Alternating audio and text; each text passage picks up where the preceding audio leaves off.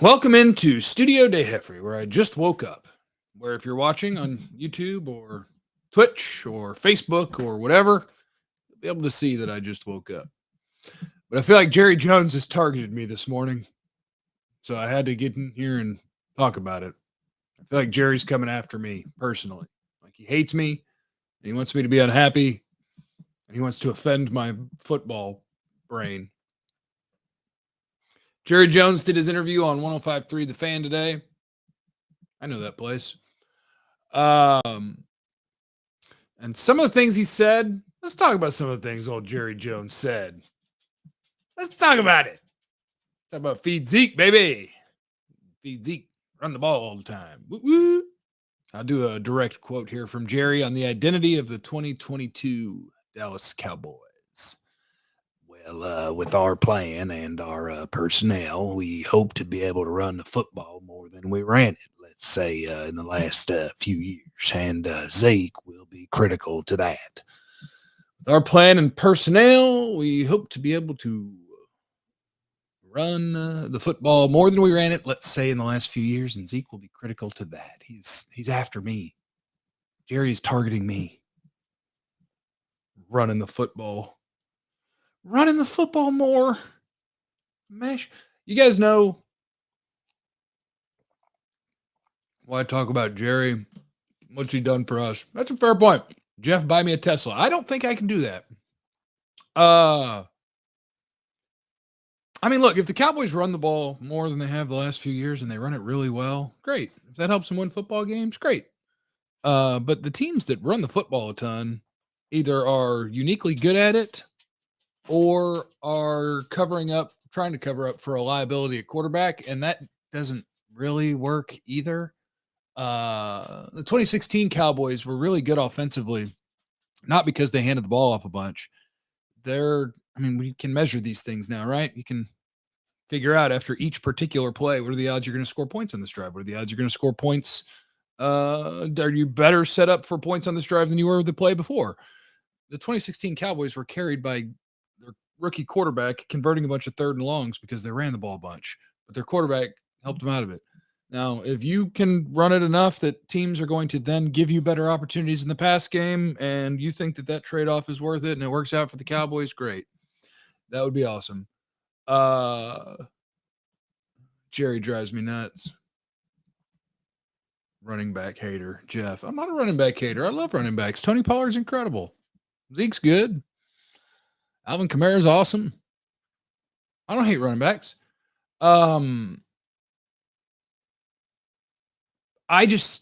My worry, well, not worry, I know this. Like, yeah, Jerry Jones does think that's winning football. I don't know how. It's like he hasn't looked at the league in the last 20 years, but Jerry's experience with winning football is on a team that handed the ball off a bunch. They had a Hall of Fame quarterback. They had a Hall of Fame everything. They had the best team in football, and so they won Super Bowls. But to Jerry's mind, the reason they won it is because they handed off football a bunch. And that is scary. But fortunately, you have coaches, and I don't buy that the coaches are going to, well, let me go backwards, because part of this could be Jerry doesn't always offer his opinion. A lot of times what Jerry is offering is what Jerry is told. And so if Jerry is offering that we're going to run the football more than we ran it, it's very possible that he's being told that by his coaches. And then when he offers, we have the players that can really play well in a play action, kind of get the ball out quick offense for sure. He's talking about things that coaches are telling him. These are not Jerry Jones' original thoughts. So the idea that Tyler Smith might be better equipped to run block than pass block as a rookie left tackle, I could buy that. The idea that they don't trust a left side of rookie Tyler Smith, Connor McGovern, Tyler Biotish to hold up in pass protection, I could buy that. This could just be a sign of the admitting, man, it'd be really tough for us to really block. Edwards in the super chat. Why would McCarthy listen to Jerry about running the ball more? Is it an ego thing for Jerry? Jerry can't admit it was a terrible idea to pay Zeke. I do think that's part of it. Part of it is that Jerry doesn't want to be wrong. And a lot of organizations work this way. It's just like when an organization has turnover in the front office, they get a new general manager. A lot of times the last draft class, they all end up getting cut. Like they're just like, yeah, let's run out all of the old regime's guys. And here come our players. and we're going to be better now. And so for the Cowboys, because their front office never changes, they will, coaching staffs will occasionally change some things. But yes, they want to be right about the decisions they made. And the entire league has told them the Zeke contract was a terrible idea, as evidenced by the fact that the running back market hasn't gone up since. He still has, I believe, the most guarantees and the most per year in the league. Uh, so the league has told you that that contract was a bad idea. And no, they'll just double and triple down on it. He's super popular. He's a good player, sells jerseys. Jerry and Steven honestly believe that running the football is what wins in the NFL. And that's where we are. The old ground and pound. Okay, other things. He said it's safe to say that Tyler Smith will be the starting left tackle, and he called it a high ankle sprain that Tyler Smith is working to overcome. That doesn't sound good either, especially for the start of a season where you're about to start. I think of high ankle as a 4 to 6 week thing, which is putting him right up against it. But they say he's cleared to practice and he's ready to go. So get ready. Tyler Smith, Connor McGovern, Tyler Biotish, Zach Martin, Terrence Steele from left to right. And you hope for the best. I have concerns about that offensive line. I've got concerns about that group.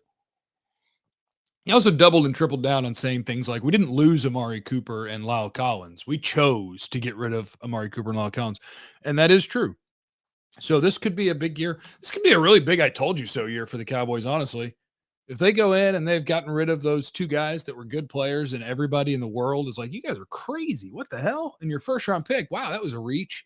And, oh, you want to run the ball more? That's stupid. Like, there are all these different decisions the Cowboys have made that a lot of people are going, really? I mean, if they go out and kick ass this year, Jerry can just look and be like, I told you so, idiots. I know exactly what I'm doing.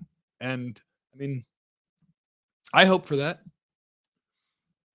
That's one of the things when you do the analysis stuff, when you analyze things, is that people think that like you're cheering for certain outcomes so you can be right. Like I want Tyler Smith to not be good because I didn't think that he should be drafted that highly. Like that's crazy talk. I want literally every player in the NFL to do well. I want every draft pick the Cowboys have to do well because them doing well is good for business. When I moved to DFW when I was 9 or 10 years old, I was a big old Cowboy fan. Now this long into the business, it's not so much a rooting interest as it is analyzing things and having fun with it and enjoying it. But you still want everyone to do well. The team doing well is good. That would be a good thing. We don't win the division consistently. We're not going to start this year. It has evened up, I believe. The Vegas odds are now even that the Cowboys and Eagles are co-favorites to win the NFC East. Co-favorites. And that is basically off of Tyron Smith. Our fan base panicking, typical. There's nothing panicking about recognizing the decisions that the team has made, the challenges they could have on the offensive line, the challenges they're going to have at receiver to start the year. Those are real life things. You're in a division where you do not have the best roster in the division, and you're hopeful that having the best quarterback in the division is going to carry you to the finish line. That's not panicking. That's just talking. Kick the tires on O.J. Howard or Josh Gordon. I would enjoy the Josh Gordon part of that. O.J. Howard, the way I understand it, just never really became what people thought he could become. And so then you start asking questions about, all right, why? What's going on there? Like physically, he seemed to have it, and now he doesn't. And I think the Cowboys are going to be good with the tight ends they have on the roster. I believe when we hear the final roster that they will be keeping a grand total of just 3 tight ends. They're going to keep a bunch of players on defense because, yeah, I know some stuff that's coming today, but we'll talk about it once it actually comes out today. But, yeah, they're going to be defensive heavy, and they're going to be – we'll talk about it when the final roster comes out later today after I go to therapy. One more thing about running the ball. Look at the second game from last season before Zeke injury. Was very balanced running and passing. Cowboys dominated Eagles blueprint. Sure, but I will go back and look at that game because if I'm not mistaken, I believe the Cowboys are averaging about 7 yards per carry in that game. If you are averaging 7 yards a carry, I promise you will never hear me complain about you running the football.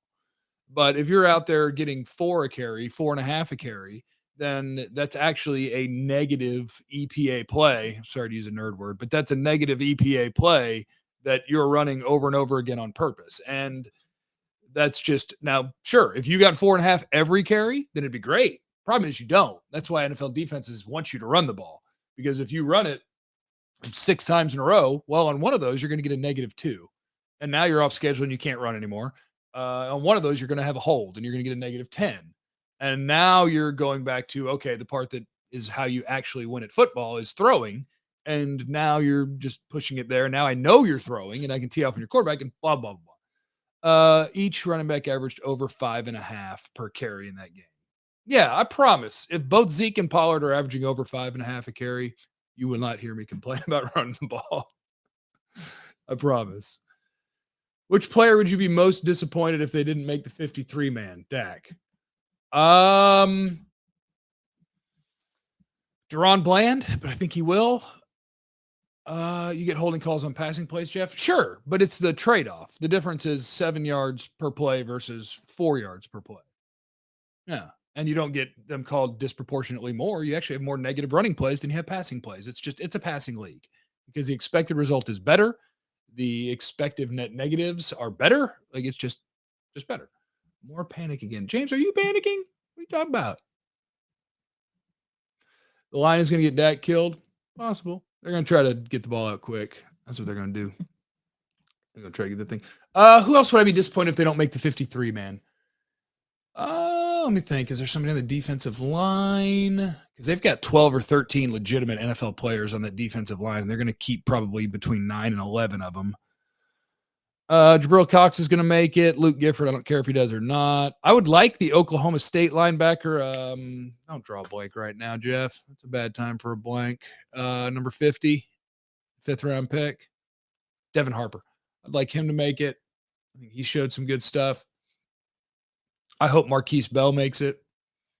Safety, undrafted free agent. Mukwamu, just guys that have sort of earned it. And so I want to see them make it. Don't cut Basham for Hill or Ridgeway. Hill's been good. Hill has had a really good camp. If they cut him, I'd be surprised. You think Turpin benefits a lot more now that they need to get the ball out faster. He seems to be a good fit for that. In some ways, you'd also like to be able to hold on to the ball for a while to give a guy like that a chance to get down the field. But I'm interested to see how much Turpin plays with the actual offense as opposed to the special team stuff. Like he'll get some run.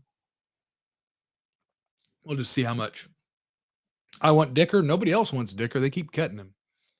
Hendershot probably makes it over McEwen. I would not be surprised if that happened. I could see Peyton Hendershot being on there. Ridgeway on the way out, even though he's a draft pick. Haven't heard anyone. So they've had so many draft picks. I think they have 20 draft picks over the last 2 years. So they love keeping their draft picks, but it will be tough to be keeping that many on the roster. And Bucks cutting Tyler Johnson. You a fan of him I didn't mind. I liked him. I thought he was like a mid-round guy. I wouldn't mind Tyler Johnson as a guy that you brought in to be a 5th or 6th wide receiver if you think he's better than insert name. I mean, the Cowboys are going to keep a bunch now because they're probably going to keep James Washington initially to get him on IR. They're going to keep Michael Gallup on the 53. They're going to keep a bunch of dudes. Oh, that's another thing that Jerry talked about was Michael Gallup, and he said like if it was the Super Bowl tomorrow, he would play. That's how far along he is. I don't want to tell you that Jerry's full of crap. But what I would tell you is if that were the case, he would look like who was it for Bama that had no business out there, but they limped out there and tried? Was that Waddle before he got drafted? Sure, Gallup could walk out on the field. Michael Gallup couldn't help you win a football game tomorrow, Jerry. You're high. Or optimistic. Just optimistic, man. And he said he expects to have Tyron back and be back for the meat of the season. I don't, but that'd be great. And so that is Jerry Jones today. That is Jerry Jones today. You've talked a lot about a lot of young defenders showing some promise. Who would you say has the best chance to be a star? I think Sam Williams has the traits to become a star. For sure. I think Jabril Cox could be a star. I think he's had a really good preseason. I loved him pre-draft. He looks good. That dude's flying around. Run game was the question mark coming into the league, and he looks really good as a run defender now. So I like Jabril Cox's odds to be a really good NFL player. I don't know that any of the corners other than Diggs could be a star. Other young players.